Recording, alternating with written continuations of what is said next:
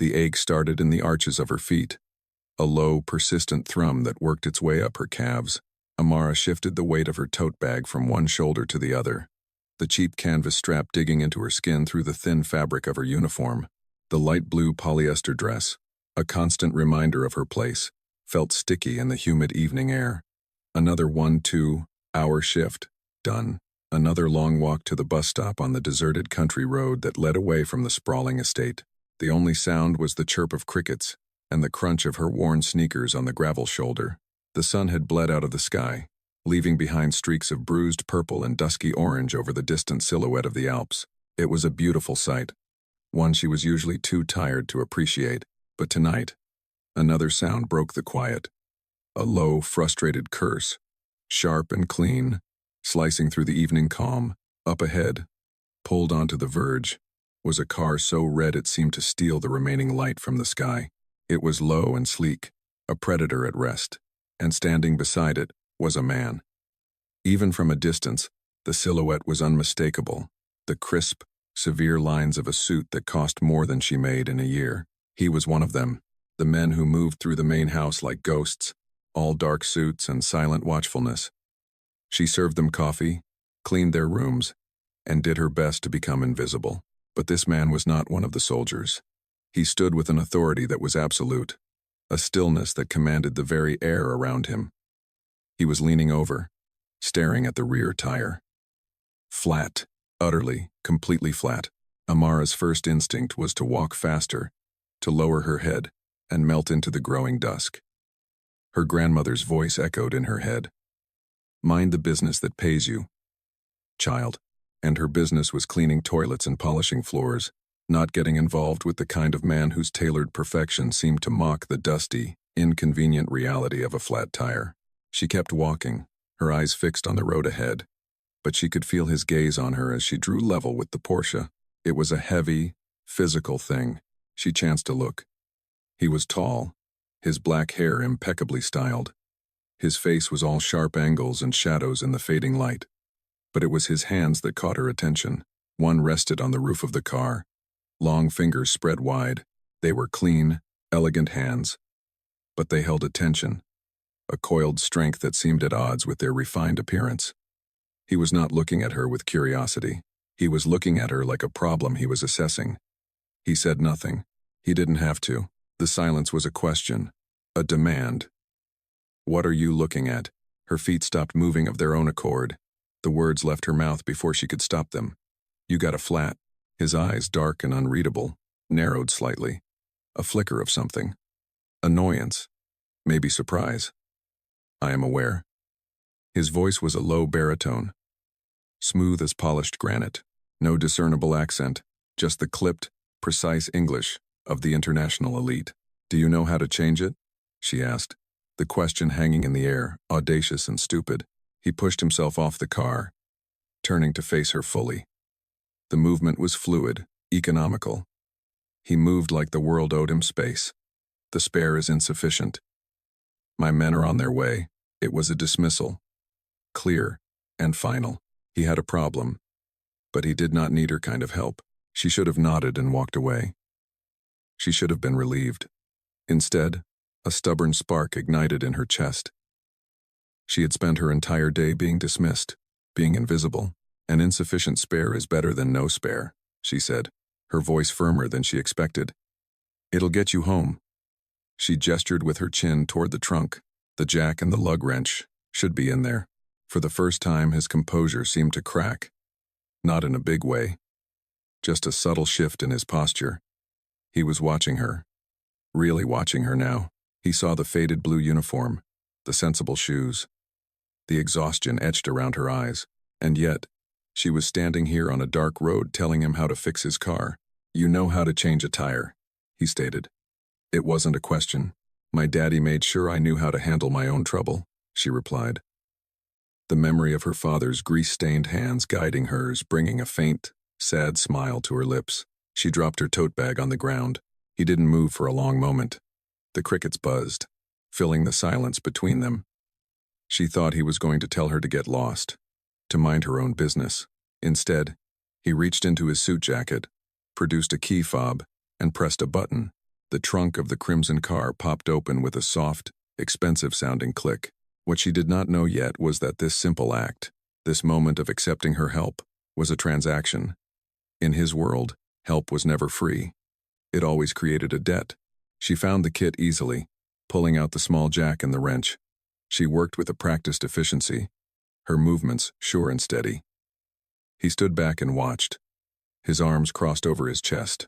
His silence was unnerving. It wasn't empty. It was weighted, analytical. He watched the way she braced the wrench with her body to loosen the tight lug nuts, the competent set of her jaw as she worked the jack, the methodical way she laid everything out on the pavement. He was taking her apart with his eyes, studying every detail. The air smelled of dust, asphalt, and something else, a clean, sharp scent coming from him, cedar and smoke. It was subtle, but it was there. A scent of power and money that didn't belong on this lonely stretch of road. Finally, the flat tire was off, the smaller spare securely in its place. She lowered the car, gave the lug nuts a final, forceful tighten, and stood up, wiping her hands on her apron. They came away smudged with black grease. "It's not meant for high speeds," she said, her voice a little breathless from the exertion. "But it'll get you to the estate." He looked from her dirty hands to her face. The expression in his eyes was something she couldn't decipher. It wasn't gratitude. It was something colder, more complex. "You work at the house." Again, a statement, not a question. "Yes, Herr. Housekeeping." Before he could respond, twin beams of light cut through the darkness, approaching fast. A black G-Wagon, the kind that looked like it was designed for war zones, pulled up silently behind his sports car. The engine was a low, menacing rumble. That was the moment everything changed. The air grew thick, heavy with unspoken threat. Two men, in identical dark suits, emerged from the SUV. They moved with the same lethal grace as the man in front of her. Their eyes scanned the surroundings, missing nothing, before they came to rest on her. They looked at her like she was a loose thread in a perfect tapestry, something to be snipped and discarded. The man in front of her straightened, his authority settling back over him like a cloak. He was no longer a stranded motorist. He was a king back on his throne. "Get in the car," he said to her.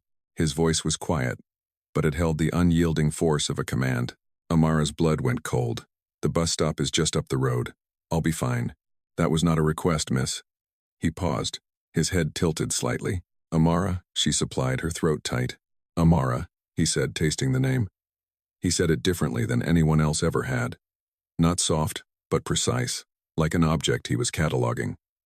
"Get in my car. Herr Richter will handle this."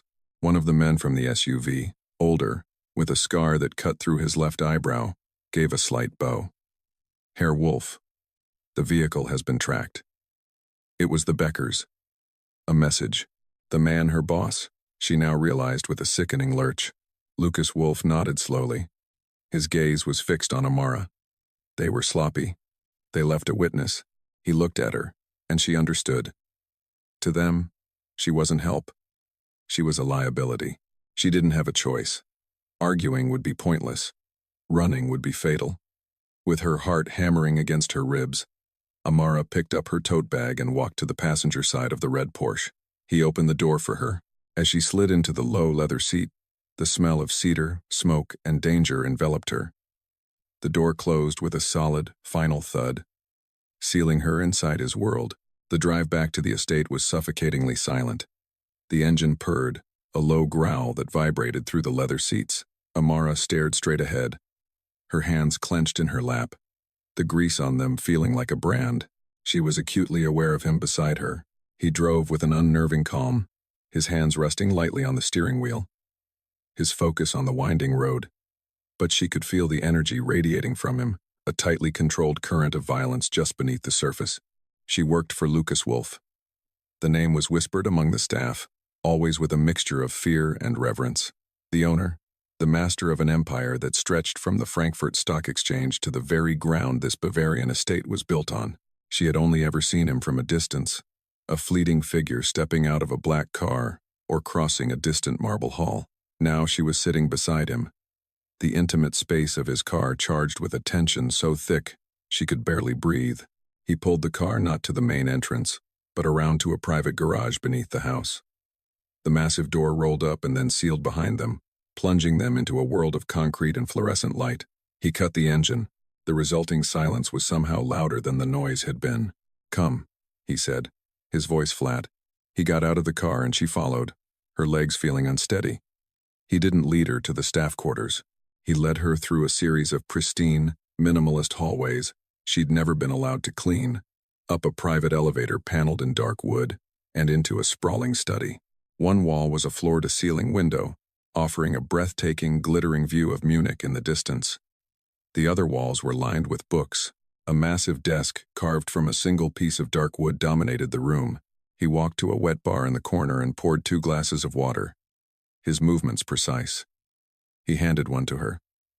Her hand trembled slightly as she took it. "Sit," he commanded, gesturing to a leather armchair opposite his desk. She sat, perching on the edge of the cushion. He remained standing, observing her, his face an inscrutable mask. "You are new," he said. 3 months, she swallowed. "Yes, Herr Wolf." How did he know that? Did he know everything about everyone who worked for him?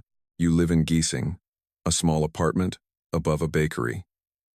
You send half of your wages to your mother in America. You have no family here." A cold dread washed over her. He wasn't guessing. He was reading from a file he already had in his head. She was no longer Amara Jones, a person.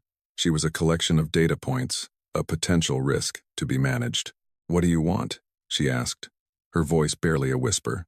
He took a slow sip of his water, his dark eyes never leaving hers. "Competence is the only currency I value, Amara. Incompetence is a disease. It spreads. It creates vulnerabilities." He set his glass down on the desk with a soft click. He held up his right hand. There was a small, clean cut across his knuckles, beaded with a single drop of blood. He must have gotten it when he first tried to deal with the tire. "Years ago," he began, his voice low and devoid of emotion. "I had a driver. He was loyal, but he was a fool. He failed to check the vehicle before a journey. A simple, routine security check, a single wire cut in the brake line." He paused, his gaze becoming distant, lost in a memory she couldn't see. The car went off the Isar River Bridge. The driver survived. The woman in the back seat did not. He looked back at her, his eyes sharp and piercing again. "She was my sister. Incompetence killed her. But it was my enemy who cut the wire. They used his weakness against me. That was his wound. The ghost that haunted this perfect, cold fortress. A woman he had failed to protect." It explained the obsession with control, the layers of security, the absolute intolerance for mistakes. Just then, the door to the study opened silently. The man with the scarred eyebrow, Herr Richter, entered and bowed his head. "Herr Wolf, the Beckers are getting bold. This was a test, to see if you could be isolated. They will be reminded of the cost of such tests." Herr Richter's gaze flickered to Amara for a fraction of a second. "What about her?" "She was seen. She is a loose end. She's a complication," Lucas corrected, his voice like ice. He turned his full attention back to Amara. "You cannot go home. Your apartment is no longer safe. The Beckers know a woman was with me. They will assume you are important. They will come for you to get to me." The floor seemed to drop out from under her. This wasn't just a wrong place, wrong time situation anymore. She had been marked, a target. "You can't just keep me here," she protested, a note of hysteria creeping into her voice. "I can," he stated. The words, absolute and final. "And I will. You will stay in the East Wing. My men will watch you. You will not leave the grounds. This is not negotiable." She could scream. She could fight. She could try to run from this gilded cage. But looking into his cold, determined eyes, she knew it would be useless. Running would only get her killed, either by his enemies or by his own men trying to contain the problem. Her only chance of survival was to stay here, under the protection of the very man who had dragged her into this mess. It was a choice made in a cage, but it was a choice nonetheless. She would stay, she would watch, and she would learn, and she would survive. She gave a single, sharp nod. "Okay," a flicker of surprise in his eyes. He had expected her to argue. Her quiet compliance seemed to disarm him more than any outburst would have. He gave a curt nod to Herr Richter. See that she is given a room and clothes. Something other than that. He gestured dismissively at her uniform. Herr Richter bowed and turned to her. This way, miss. As she stood up to follow him, Lucas spoke her name again. Amara. She stopped and turned back. He had walked around the desk and was standing in front of her, closer than before. The room suddenly felt very small. He looked down at her hands, still stained with grease and dirt from his car. Slowly he reached into the breast pocket of his suit and pulled out a folded square of dark silk, a handkerchief. Before she could react, he took her right hand. His touch was light, almost clinical, but it sent a jolt through her. With painstaking gentleness, he began to wipe the grime from her fingers, his thumb moving in slow, deliberate circles over her skin. The gesture was so at odds with the cold man who had just sentenced her to imprisonment that her mind struggled to catch up. She stared at the top of his head, at the way his dark hair fell, at the intense concentration on his face as he performed this small, intimate task. When he was done, he held her clean hand for a moment longer, his thumb brushing over her knuckles. He lifted his head, and his eyes met hers. The silence stretched, thick and charged. In his dark gaze, she saw a flicker of something she couldn't name. It wasn't kindness. It was something more dangerous, a recognition. He saw the competence, the lack of fear where there should have been terror. He saw her, and in that moment, she knew she was in more danger than she could possibly imagine. Life in the estate became a strange paradox. Amara was a prisoner living in the lap of luxury. The room she was given in the East Wing was larger than her entire apartment, with a balcony overlooking a meticulously manicured garden. The clothes that appeared in her closet were made of silk and cashmere, fabrics her skin had never known. She was served gourmet meals by maids who now looked at her with a mixture of fear and curiosity. She had gone from being one of them to being something else, his possession. Days bled into one another. She was watched constantly. A guard was always stationed, silent and unmoving, at the end of her hallway. She was not allowed to leave, not allowed to contact anyone from her old life. She read books from the study's vast library. She walked the gardens under the watchful eyes of his men, and she learned the rhythms of the house. She learned the sound of Lucas's footsteps in the hall, the low murmur of his voice during late-night meetings in his study, the scent of his cologne that lingered in a room long after he'd left. One evening, unable to sleep, she wandered into the library adjoining his study. The door was slightly ajar. She knew she shouldn't, but she was drawn by the low, intense murmur of voices. She pressed her ear to the cool wood. It was Lucas and Herr Richter. The shipment at the Hamburg docks is secure, Herr Richter was saying, but the Beckers have a man on the inside. Franz. He's been feeding them information for months. And what is being done about Franz? Lucas's voice was dangerously quiet. He's been brought here. He is in the warehouse. Good, Lucas said, his voice dropping even lower, laced with chilling finality. Make sure his family understands that loyalty is a debt paid in blood. His or theirs. Amara pulled back from the door, her own blood running cold. This wasn't an abstract danger anymore. It was real. A man named Franz was in a warehouse on these grounds, about to be executed because he had been disloyal, and his family was being threatened. She felt sick. This was the man who had so gently cleaned her hands. The casual brutality of his words should have sent her running, should have made her find a way out of this house, no matter the cost. But a strange, dark curiosity held her rooted to the spot. She was seeing the truth of him, the monster beneath the tailored suit, and she wasn't running. The next day, the threat became personal. She was in her room reading by the open balcony doors when she smelled it. A faint, cloying, sweet scent. The smell of gas. At the same time, the guard in the hall suddenly started coughing, a racking, choked sound. Her survival instincts, honed by a childhood in a rough neighborhood, screamed at her. She didn't hesitate. She grabbed the heavy crystal water carafe from her bedside table, ran to the door, and smashed the small glass panel next to the handle, creating a spider web of cracks. She reached through, unlocked the door from the outside, and pulled the choking guard into her room, slamming the door shut. She dragged him toward the balcony, into the fresh air. Stay here, she gasped, her own lungs burning. She grabbed a silk scarf, soaked it with water from the carafe, and tied it around her nose and mouth. Then she ran back into the hallway, which was now thick with the smell. At the far end, she saw it. A small, almost invisible nozzle near the floor, connected to a thin tube that snaked under the carpet. It wasn't a leak. It was deliberate. Footsteps pounded up the stairs. Herr Richter and 2 other guards appeared, their faces grim. They saw the scene, the gas, the broken door. Amara standing there with a soaked scarf over her face.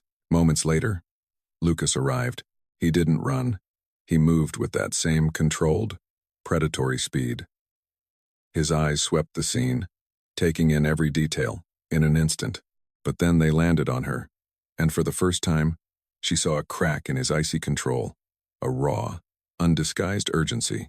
He crossed the distance between them in 2 long strides, his hands reaching for her, checking her face, her arms, his gaze searching for any sign of injury. "Are you hurt?" he asked, his voice a low, rough growl.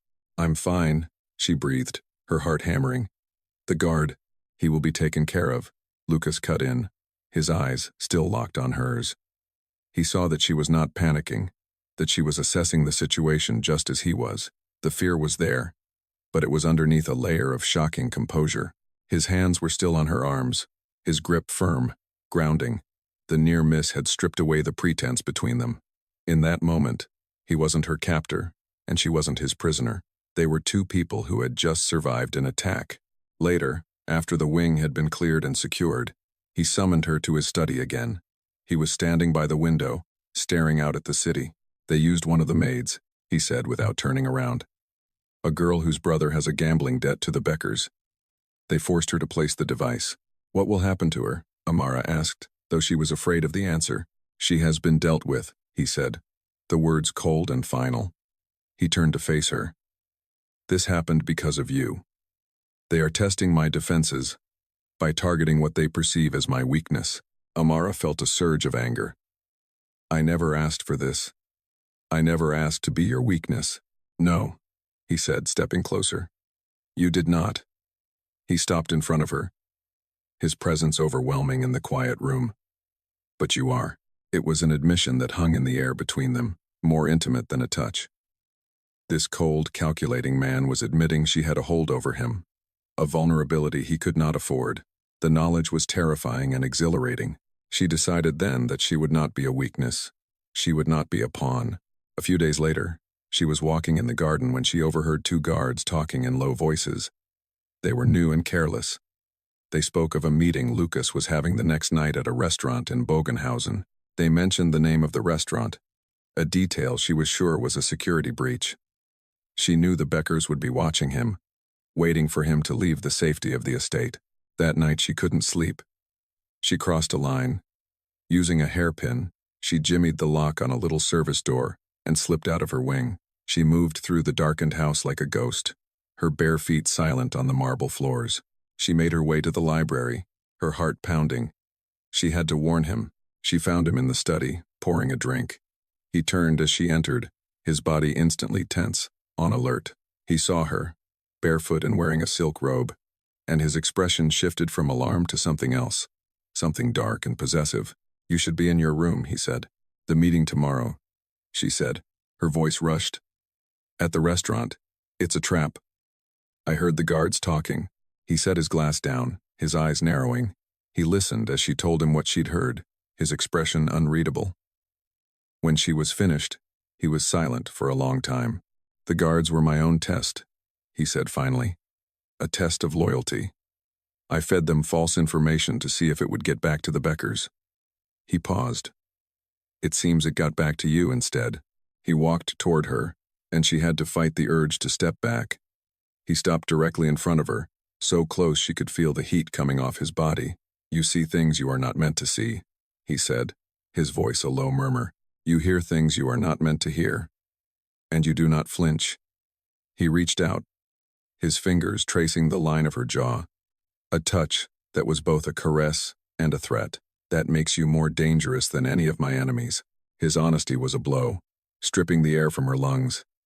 She met his gaze, refusing to look away. "I stopped seeing you as a monster," she confessed, the words tasting like recklessness on her tongue. "That's what makes me a fool." A muscle jumped in his jaw. The tension between them was a living thing, a wire pulled taut to the breaking point. He was going to kiss her. She knew it. She saw the decision in his eyes, and she knew she would not stop him. But before he could, Herr Richter burst into the room, his face pale. "Herr Wolf," he said, his voice strained. "It's the Beckers. They didn't take the bait. They went for the source." He held up a small, ornate hair comb. Amara recognized it instantly. It belonged to the young maid who had been forced to plant the gas device. The one Lucas said had been dealt with. "They have the girl," Herr Richter continued. "They sent this and a message. A trade. Her for the woman who was with you on the road. A trade. Her for Amara." The Beckers had made their move. They were no longer targeting his weakness. They were trying to rip it from his grasp. The warehouse was cold, smelling of rust and damp concrete. Amara's hands were bound behind her with a zip tie that cut into her wrists. The Beckers hadn't come for her at the estate. They had been smarter than that. They had used the maid, the one they now held, to send a message. A desperate plea for help delivered through a bribed kitchen worker, luring Amara to a supposedly safe meeting place just outside the estate walls. It was a foolish, emotional decision on her part, a belief that she could somehow help the girl, a belief the Beckers had counted on. Now she was here, a piece on a chessboard, waiting for the final move. Across from her, tied to another chair, was the young maid, her face streaked with tears. The man in charge, Marco Becker, the youngest son of the rival family, paced in front of them. He was nothing like Lucas. He was loud, preening, his power born of bravado, not stillness. "He will come for you," Marco sneered, stopping in front of Amara. The great Lucas Wolf. All for a little maid. He must be getting soft. Amara said nothing. She kept her face impassive, her mind racing. She wasn't a soldier. She wasn't a killer. But she was a survivor. She watched everything. She noticed the way one of the guards kept nervously checking his watch. She noticed the frayed electrical cord snaking from a generator to a bank of powerful work lights. She noticed a heavy fire extinguisher mounted on a nearby concrete pillar. She was not going to wait to be rescued. Hours passed. Then the silence of the warehouse was broken, not by a frontal assault, but by quiet, systematic chaos. The lights flickered and died, plunging the warehouse into near-total darkness, illuminated only by the emergency exit signs. Shouts of confusion erupted from the guards. That was Lucas's signal.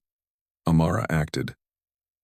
With her hands still bound, she threw her body sideways, toppling her chair with a loud crash.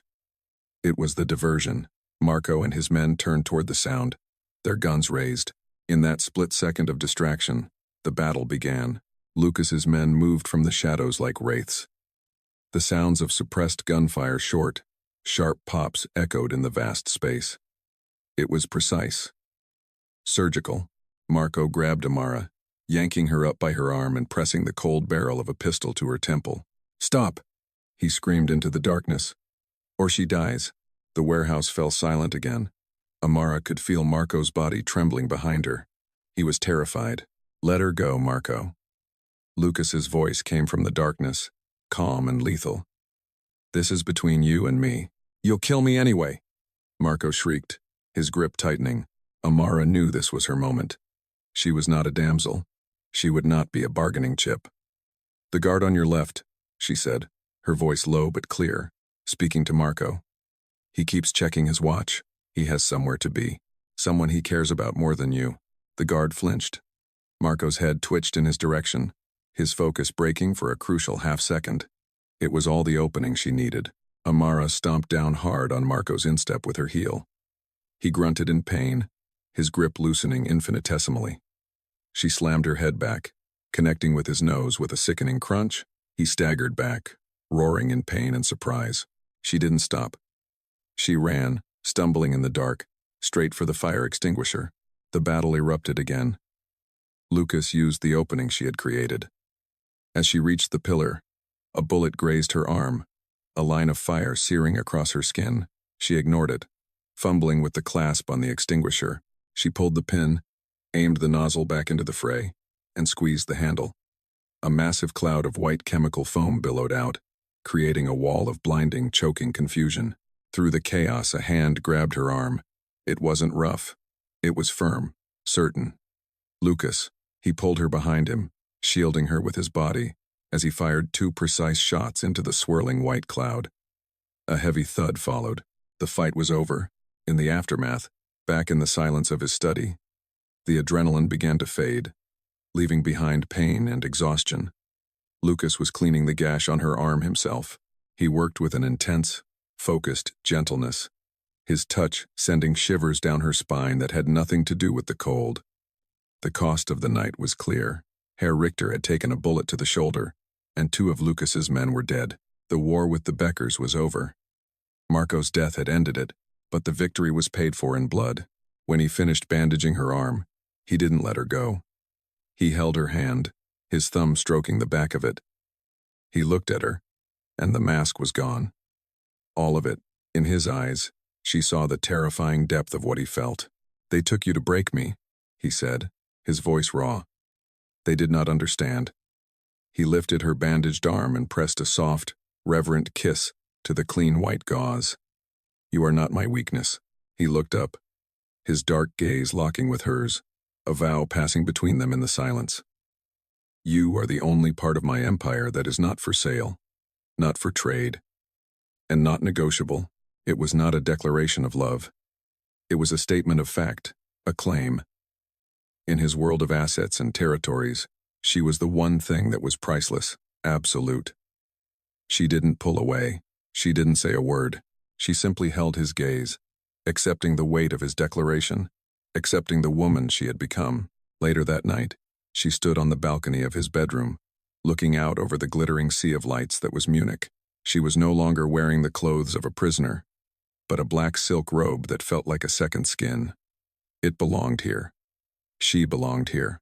The cool night air felt good on her face. The city below seemed like a different world, a world she no longer belonged to. She had crossed a line, and she could not go back. She didn't want to. She heard him come to stand behind her. He didn't touch her, but his presence was a solid, warm wall at her back, a silent promise of protection and possession. He didn't ask if she was staying. He didn't need to. The choice had been made in the cold of the warehouse, in the heat of the fight, in the quiet of his study. She saw her reflection in the dark glass of the balcony door, her face, her eyes, the white bandage on her arm. She saw a woman who had walked into a monster's world and had not been devoured. She had become something else, something more, and as she stared at the stranger in the glass, who was finally, terrifyingly herself, she did not flinch.